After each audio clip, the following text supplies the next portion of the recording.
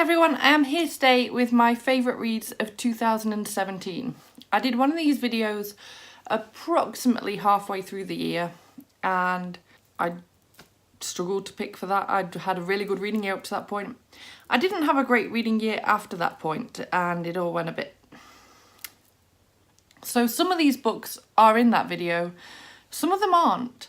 Meanwhile, others have been knocked out because of these new ones. So if you want to see what I enjoyed in the first half of the year, I will leave that linked in the description and in the cards. So if you want to check that out, I highly recommend it. Also, the order's changed a little bit, as over time I've sort of thought, actually, I don't know why that book went that high and so on and so forth. So the order's changed about a bit and there's some new books in this one. So coming in at number 10, I don't normally put rereads into these lists. But I felt like this needed to happen because years and years ago, when I set up my Goodreads account, I marked The Chamber of Secrets at 2 stars. That was probably a little bit harsh, more than a little bit harsh, but it is still my least favourite in the series, and I never ever thought I would see myself giving it 5 stars. However, when I read the illustrated edition back in December, I absolutely adored it. It gave me a whole new lease of life for this book. It made me realise just how underrated Lockhart is. I mean, like, Lockhart is fabulous. And this book, I realised, like, I'd done such an injustice to it and I really wanted to put it on my favourite reads of last year because it really, truly was. And it wouldn't have made it on there in the past at any point. So this, I really wanted to hold up this, even if it is at number 10. At number 9, we potentially have a little bit of a controversial choice, and that is Girl Online Going Solo by Zoe Sugg, aka Zoella. I bought this when it came out a while ago because I'm a little fangirl and wanted her autograph. So I ordered a signed one back when they came out. I wasn't necessarily even bothered about reading it, to be honest. But then I picked up the first 2 on audio, and so I listened to them. And I actually really got into the series. I enjoyed them all. And then I decided I may as well read this one since I own it, and I read it. I enjoyed the entire series. It might not be the best written series of all time. In some parts of the series, may not even have been written by her. I know I should really, at least mention that point. There was definitely some ghostwriter issues with at least the first book. But yeah, all the same, I really enjoyed this and I enjoyed it for what it was, which was a bit of fun. And it's okay to just read a book for a bit of fun, a bit of entertainment sometimes. Like, you don't have to be reading the best written book in the world to think that it's fantastic. And I really enjoyed this series, and it's not even necessarily this book that I should be holding up because it's probably my least favourite of the 3. I gave them all 5 stars, so I think. But yeah, I really just wanted to say, if you wanted to read these and you've avoided them for whatever reason, just go treat yourself. You might enjoy it. Coming in at number 8 is another controversial one, and that is The 100 Lies of Lizzie Lovett. This entertains me greatly because this was on one of my good friends, Aoife, over at Fred Weasley Died Laughing's channel, in her least favourite books of 2017. And I value her opinion, so if I hadn't read this and I saw that in there, I'd be a bit like, whoo. But it just goes to show different books are going to be for different people, and there's nothing wrong with that. So we're both quite entertained that we both feel so differently about this book. Again, if you have seen it around and you're not really sure because you've seen such conflicting reviews everywhere, it does seem to be a very Marmite book, then just go for it. You're not going to know whether you like it or not until you try it for yourself. But yeah, this is a contemporary novel that I can see the faults with it, I really can. But that actually really touched my heart and also really made me think more about life. I can't say any more than that. I don't want to accidentally spoil it because it's been nearly a year since I read it. So I don't know what I could even now say would be a spoiler versus what isn't. But as I said, I've got a review for this, a full spoiler-free review. So I'll leave that linked up in the cards and also down in the description if you want to check it out.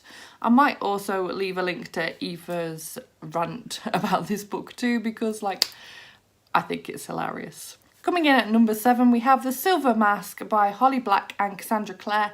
And this is the fourth book in the Magisterium series. And so I can't really say much about this one, but most books in this series I've given sort of 4 stars to. I've really enjoyed. It was a really short one, and loads of people didn't really like this one. They thought it was a bit of a filler. I actually really enjoyed it. I thought that it took the book to a whole new, like the whole series to a whole new level. It helped it stand on its own so much more because it's had so many Harry Potter comparisons and whatnot. I just absolutely adored this one, and 5 stars all the way with it, and I can't say a single thing about it. Next we have a book that was definitely in my top 10 earlier in the year, and that is 3 Wishes by Liane Moriarty. And I listened to the audiobook of this, and I highly recommend doing that too, because like this blew me away. This is about a set of triplets who are in their early 30s, so I can associate with that because I am in my early 30s, although I'm not a triplet. And it was just really interesting watching the family dynamics and the drama that goes into their lives, and I really just love anything that Liane Moriarty writes. I love her writing style. I love how she manages to sort of throw mystery into these contemporaries in different forms for different books. If you've never read anything by Liane Moriarty, check something out. It doesn't necessarily need to be this one, just check her out. She's a fantastic author, one of my favourites now. Coming in 5th place is One of Us is Lying by Karen M. McManus. And this is a YA psychological thriller where there's basically like a locked room sort of situation where someone dies in a classroom and there's only like 4 other people in there, and so it's assumed that one of those people in that room must have killed him. And each chapter you get a different person's perspective, and you sort of make your own decisions and assumptions, and it sends you on a wild goose chase trying to decide who the killer is. And I just really enjoyed this. I've not read many YA thrillers, psychological thrillers, so that is something I want to try and pick up even more this year, which is something I started last year, you know, trying to find them. And so this one blew me away quite a bit. In similar vein, coming in at number 4, we have Follow Me Back by A.V. Gager. And this is also a YA psychological thriller, mystery, setting and romance to begin with. So the book follows a girl who suffers from agoraphobia, and she's a massive fan of sort of a Justin Bieber equivalent guy called Eric Thorne. And she tweets him, and this sort of weird social media kind of relationship builds up, and I can't even remember what I can and can't say again, spoiler-wise, because I read this so early on last year and I'm losing my voice, terribly sorry. But I read this so many months ago now, I don't really want to say something accidentally about it. So I'll leave it, again, a link to my review in the cards and also in the description down below, because I highly recommend checking this one out. It blew me away. This author was originally a Wattpad author, and the book got changed to be published, and so the original version is still on Wattpad, I think, and has a totally different ending, but this ended on such a ridiculous cliffhanger. I'm so desperate to read the conclusion to this book, because I believe it's going to be a duology. This one was such a surprise to me. Total risk on NetGalley is just a random, yeah, it looks like a fun cover and fun description, and yeah, look where that got the book, like my 4th favourite of the year. Next we have A Dog Called Hope by Jason Morgan and Damien Lewis, and this is a non-fiction memoir about a guy who was like a soldier of some kind, I can't remember the exact type, in America, and doing like quite risky things, and he ended up in a really horrific accident. I mean, like really horrific. He nearly died. His recovery was just like a miracle at some points, to be honest. You get an idea of what he went through, but you also learn about service dogs in the meantime and how they are brought up, and how he then ended up with a service dog called Nepal, and their relationship was just, oh my goodness, this is such a must-read book.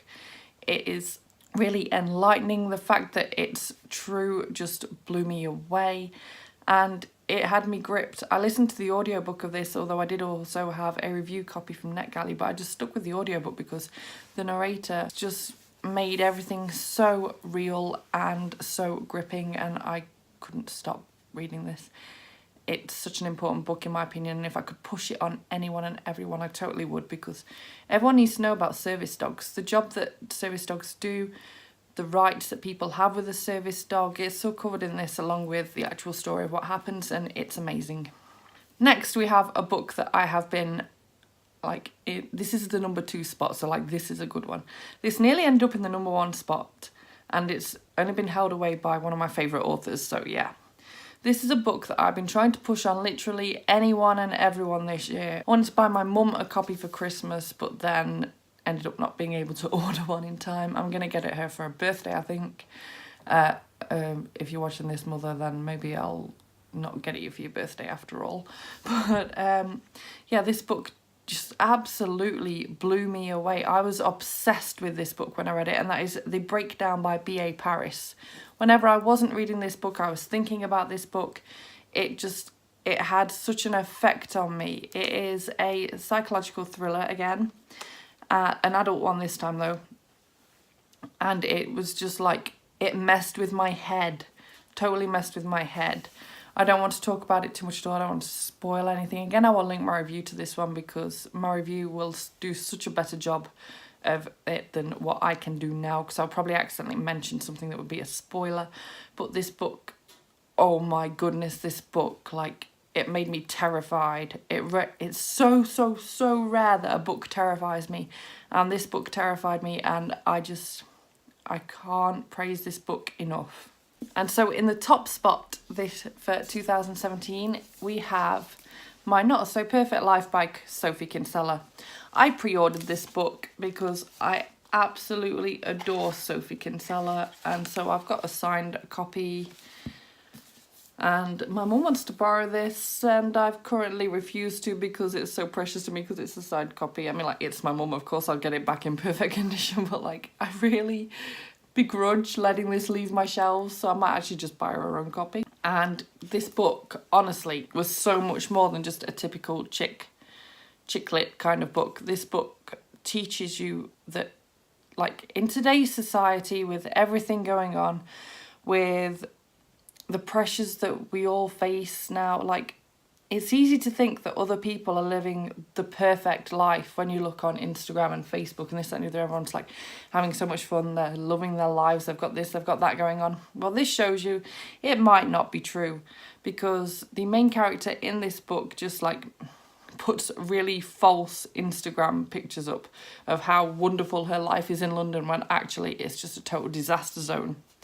And she learns through this book that isn't necessary, and through typical Sophie Kinsella style writing and storyline and whatnot, she learns that this is so unnecessary, and that it's possible to have the perfect life that other people might not think is perfect. And yeah, it teaches you so many things while having a cute romance in it, and having, you know, just typical Sophie Kinsella vibes in it. I adored this. I highly recommend this to pretty much everyone, including your mum. If you're watching this, just get your own copy because you're not having this one.